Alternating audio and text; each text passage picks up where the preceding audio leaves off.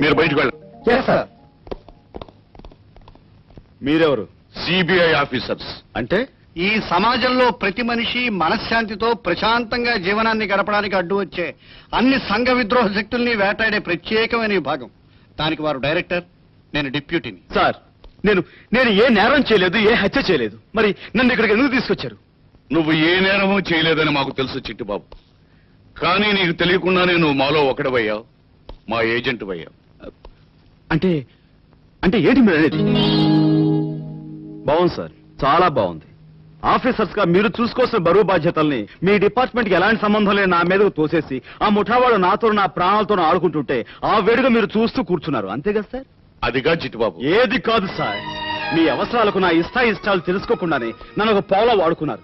మీరు చేసిన పని వల్ల నేను చెయ్యని హత్యగా అపరాధినయ్యి నా కన్న తల్లికి తోబుట్టిన వాళ్ళకి మొహం చూపించలేక నలుగురి మధ్య గర్వంగా తలెత్తుకుని తిరగలేక ఆ ముఠా నుంచి నా ప్రాణాలను కాపాడుకోవడానికి నేను ఎంత నరకాన్ని అనుభవించానో మీకు తెలుసా?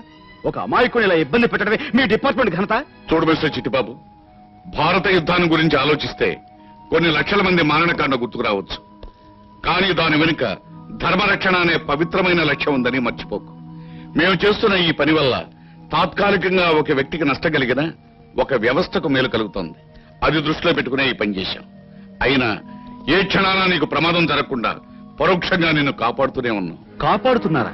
నన్న అగ్నిగుండంలో తోసేసి వినోదం చూస్తున్నా సార్? కాదు, నీ అంతటి నువ్వు తట్టుకోలేని ప్రమాదంలో ఇరుక్కున్నప్పుడు నీకు చెయ్యందించిన వ్యక్తి గుర్తుందా మిస్టర్ చిట్టిబాబు? అటు చూడు.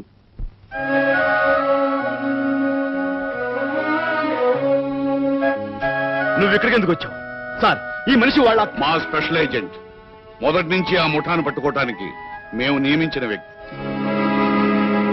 అంతేకాదు, ఈమె ఈ గజపతి గారి ఒక్కగానొక్క కూతురు. ఏ ప్రమాదం జరుగుతుందో తెలియకుండానే నువ్వు వాళ్ళని ఎదిరించావు.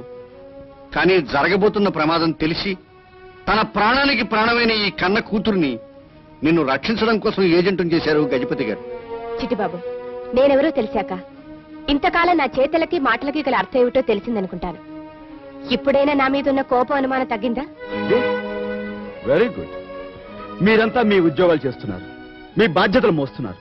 కానీ నా విషయంలో నాకంటే ఒక కుటుంబం ఉంది. మా వాళ్ళని బతికించడం కోసమైనా సరే నేను బతకాలి. అయినా ఈ పని నేనే ఎందుకు చేయాలి? నువ్వే చెయ్యగలవు గనక. పక్కవాణ్ణి కత్తితో పొడిస్తే మనకెందుకు లేని నడిచిపోయే ఆటవిక సంస్కారం నీలో లేదు గనక. ఇటు చూడు, తన బాధ్యత నిర్వర్తిస్తున్న ఒక సిఐడి ఆఫీసర్ దారుణ హత్య.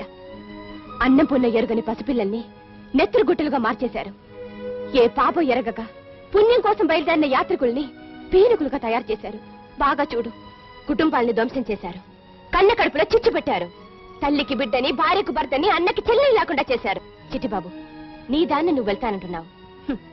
ఎవరి దారి వారిదనుకుంటే ఈ అన్యాయాలకు సమాధానం చెప్పేదెవరు? నీకు జరిగిన ఈ అన్యాయం నీలాంటి వందలాది వేలాది మందికి జరగకుండా ఆపే బాధ్యత నీకు ఏదంటావా? వాళ్ళని ఇంతవరకు ధైర్యంగా ఎదిరించి నిలబడగలిగింది నువ్వే ఆ ముట్ట ఆట గట్టించాలి.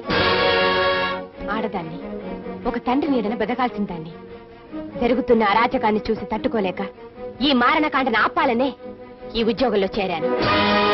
సమర్థత ఉండి సాటి మనిషి కన్నీటిని తుడవగలిగే మనసుండి నీ వంతు బాధ్యతను నిర్వర్తించడం న్యాయం కాదంటావా? ఎంతో మంది ఈ మట్టి మీద రక్త చిందించి మన దేశానికి స్వాతంత్ర్యం తెచ్చారు. ఈ రోజు దేశద్రోగులు దేశాన్ని అమ్మేయడం కోసం రక్తాన్ని చిందిస్తున్నారు. వాళ్ళని అరికట్టడం నీ బాధ్యత కాదంటావా? ఇప్పటికీ నువ్వు తిరిగి వెళ్ళిపోవాలనుకుంటే బయట మా జీప్ ఉంది, నువ్వు వెళ్ళొచ్చు. సార్, ఇంతకాలం నా మంచి చెడ్డల గురించి మాత్రమే ఆలోచించుకుంటూ మా వాళ్ళ కోసం నా అనుకునే ఓ చిన్న ప్రపంచంలో బ్రతికే నాకు నేను ఊహించినంత గంభీరమైన పని నాకు అప్పచెప్పారని ఇప్పుడే తెలుసుకున్నాను.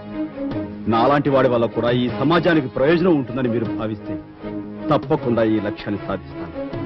ఈ దేశంలో ఒక పౌరుడిగా, ఒక మనిషిగా ఆ ముఠాను పట్టి గర్వంగా మీకు అప్పచెప్తాను.